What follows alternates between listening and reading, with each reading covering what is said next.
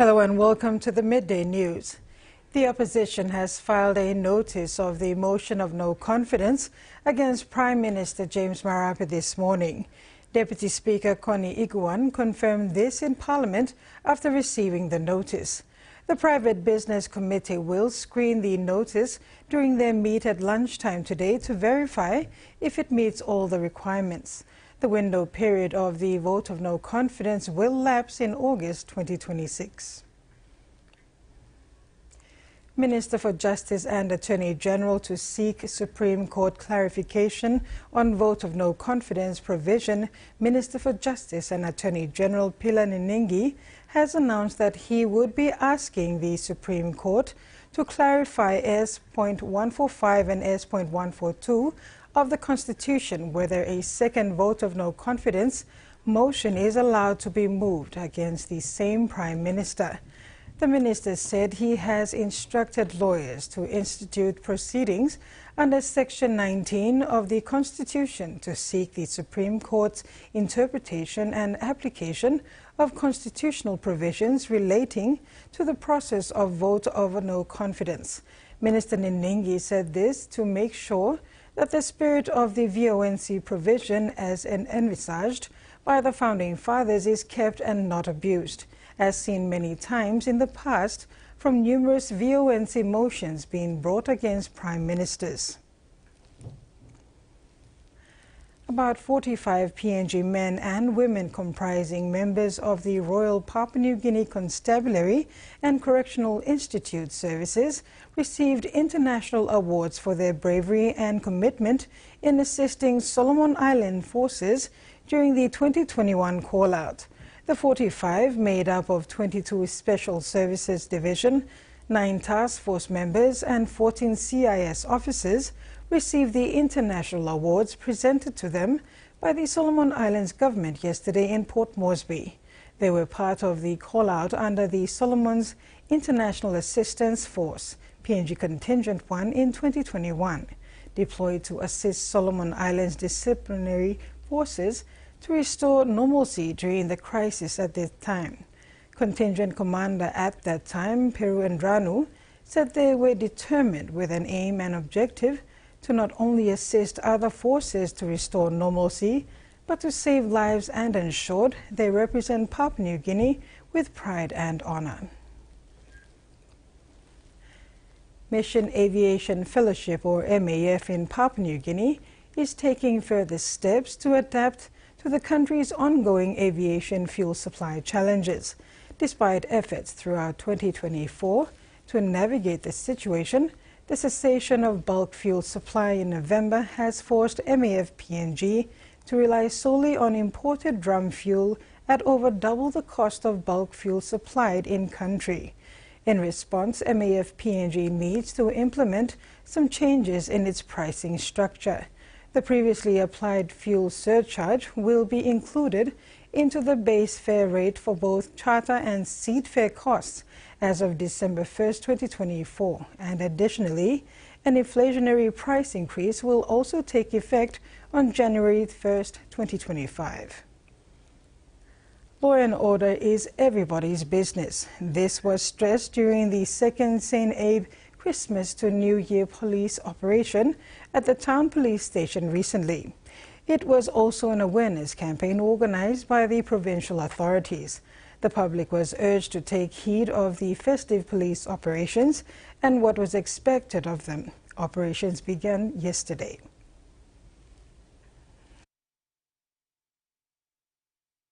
Midday Provincial Police Commander Acting Superintendent Robert Bime led the launch of the second Sainabe Festive Police Operations on Friday the 22nd of November. The Sainabe 2 operation runs under the unofficial theme, Law and Order is Everybody's Business. PPC Bime said police will focus on rural outposts and communities known for illegal and illicit drug activities. PPC Bime warned offenders to be prepared to meet fines and charges, including new bail rates. As indicated, PPC Bime said these hefty charges and fines will ensure that peace breakers are put behind bars and do not disrupt normal activities for everyone who wants a peaceful festive season. Senior Provincial Magistrate Fridolin Kambimbel said the courts will be on standby during the holidays to assist police operations in clearing out backlog of cases. Magistrate Kambimbel reiterated that law and order issues should be part of family discussions. Parents were urged to tighten up on the movement of their children and to continuously check on them, especially those with teenagers. Madang Town Mayor Peter Yalsi encouraged citizens to respect the rule of law because Madang has been in the limelight for all the wrong reasons. This needs to change. President for the Madang Chamber of Commerce and Industries, Kevin Murray, on behalf of the business community in Madang, said support will be given to police to ensure the operation is successful. PPC Baim thanked all stakeholders who are supporting a police operation which ends January the 31st, 2025. Jasmine Irjak, TVWAN News. In a significant event for youth leadership in Papua New Guinea, Governor-General and Chief Scout Grand Chief Sir Bob Dadai officiated a swearing-in ceremony for the new executives of the Scouts Association of PNG yesterday. The newly appointed leaders include Haraha Kidi Keko as Chairman, Udu Vai as Chief Commissioner, and James Tony Wong as Deputy Chief Commissioner. 4 additional council members were also announced: Father Philip Jiregari, Kutam Ponyu, Nelson Kopunier, and Andrew Angobe, along with Reverend Daryl Boyd. During the Scouts' annual general meeting held in Port Moresby, the Governor-General urged the newly appointed leaders to raise the standard of the movement through discipline and effective management, emphasizing the vital role of Scouts in education and guiding the youth. The new executives will serve a term of 5 years, committed to fostering personal growth and character development among young Scouts. Turning overseas, a wheelchair ride up Mount Kilimanjaro was an offer too good to refuse for a West Australian woman who had to overcome fear and anxiety to make it to the summit. Chris Kerr is now among a select group of wheelchair users to scale the highest peak in Africa, and she wanted to become something more people can aspire to. 1,000 feet above sea level, emotions run high as Chris Kerr and her team summit Mount Kilimanjaro. We made it to Gilman's Point, 5,685 metres. A 5-day trek above the clouds without her usual wheelchair. We have 2 of those trekking chairs here in Geraldton, and we'd just been trialling them in the Kalbarri Gorges and came back from that trial and got an email saying, do you want to do this crazy trip to climb Mount Kilimanjaro? We thought, why not? A daunting task for anyone, but that didn't stop Chris Kerr and her partner Zane. And this is like a really classic example of a challenge that even we thought that is a big bite to take. The experience made possible by a willing team of guides and porters. Chris Kerr trusted them with her life. And they were so invested in having success and having you have a really great experience, and they were just amazing. I just fell in love with them. They were all fabulous.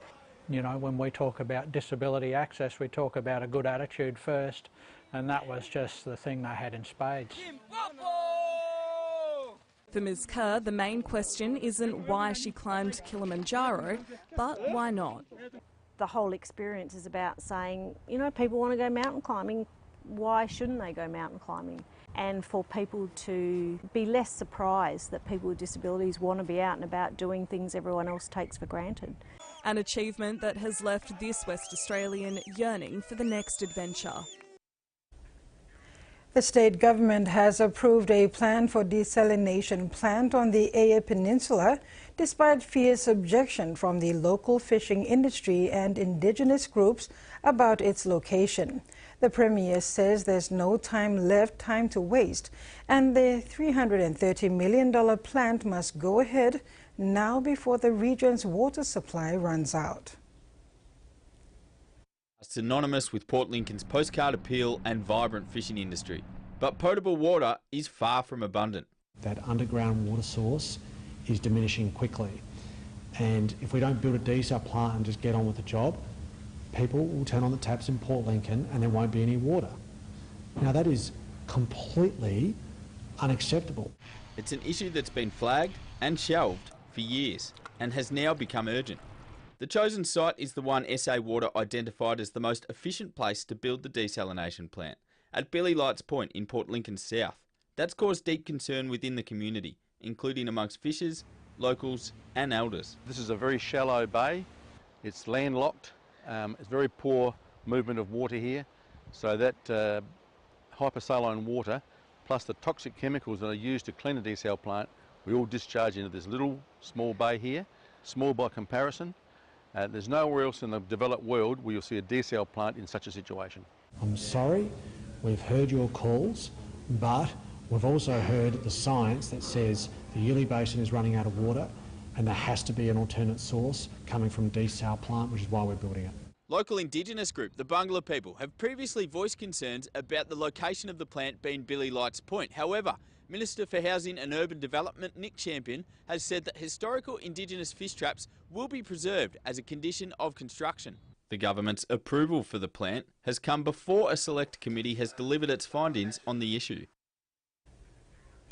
In sports, the Northern Confederate is all set to host the 2024 National Rugby League Club Championships at the Lay Rugby League Oval this weekend.